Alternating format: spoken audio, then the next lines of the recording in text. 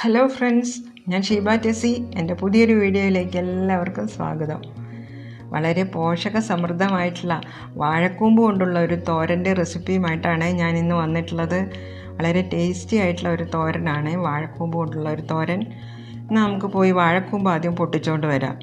എൻ്റെ വീട്ടിൽ വാഴ കുലച്ചപ്പോൾ അതിൻ്റെ വാഴക്കൂമ്പാണ് ഞാൻ ഇന്ന് പൊട്ടിച്ചുകൊണ്ട് വന്ന് തോരൻ ഉണ്ടാക്കിയത്. ആദ്യം ഞാൻ അതിൻ്റെ കട്ടിയായിട്ടുള്ള ഭാഗങ്ങളെല്ലാം മാറ്റിക്കളഞ്ഞ് സോഫ്റ്റായിട്ടുള്ള ഭാഗം മാത്രമേ ഞാൻ തോരനായിട്ട് എടുത്തിട്ടുള്ളൂ.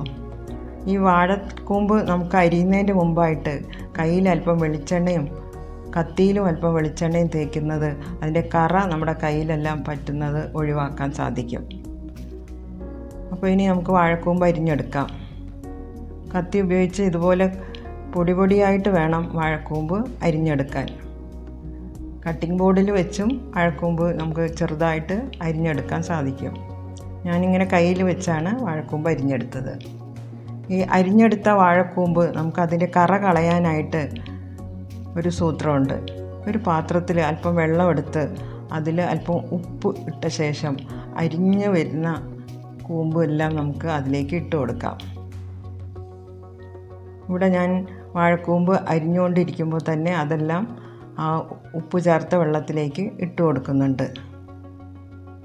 അതിലിട്ട് കഴിഞ്ഞാൽ ആ വാഴക്കൂമ്പിൻ്റെ കറയൊക്കെ മാറിപ്പോകുന്നതായിരിക്കും.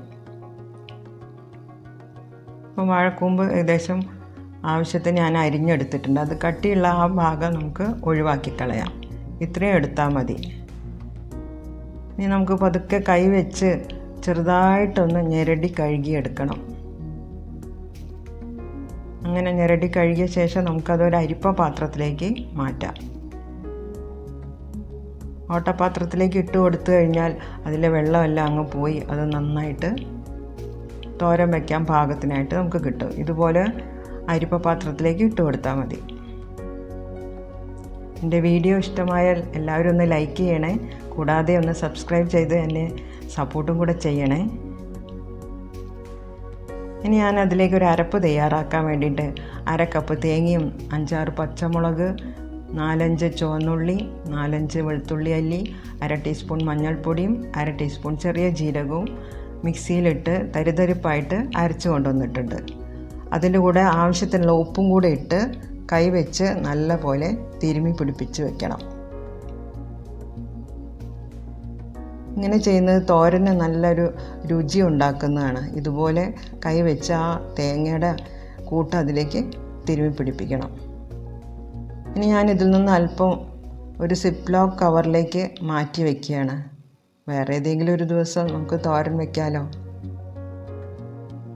ഇങ്ങനെ സിപ്ലോക്ക് കവറിലാക്കി വെച്ചാൽ നമുക്ക് 3-4 ദിവസം കഴിഞ്ഞ് വീണ്ടും തോരൻ ഉണ്ടാക്കാൻ സാധിക്കും. ഇനി നമുക്ക് തോരൻ ഉണ്ടാക്കുന്നതിലേക്ക് പോകാം.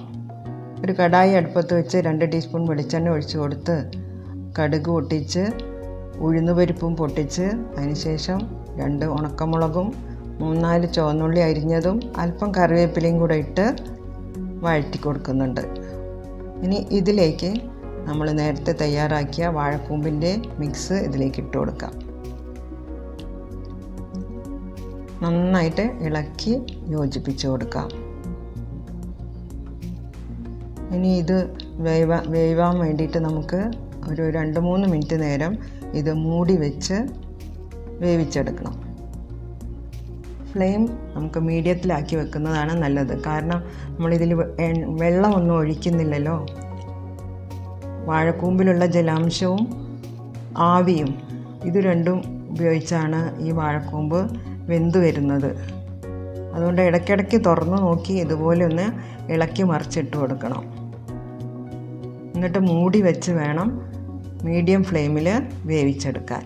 ഇങ്ങനെ തട്ടിപ്പൊത്തി വെച്ചാൽ ആ ആവി ആ തോരൻ്റെ ഉള്ളിൽ തന്നെ നിൽക്കുന്നതും അത് പെട്ടെന്ന് വെന്ത് വരാൻ സഹായിക്കുന്നതാണ്. ഇതാ ഇപ്പോൾ ഏകദേശം എല്ലാം വെന്ത് വന്നിട്ടുണ്ട്. നല്ലപോലെ ആവി കയറി വന്നിട്ടുണ്ട്. കുറച്ച് നേരം കൂടെ നമുക്ക് ഇതുപോലെ ഇളക്കി കൊടുക്കാം. വളരെ രുചികരമായിട്ടുള്ള ഒരു തോരനാണ് വാഴക്കൂമ്പ് തോരൻ. Thank you four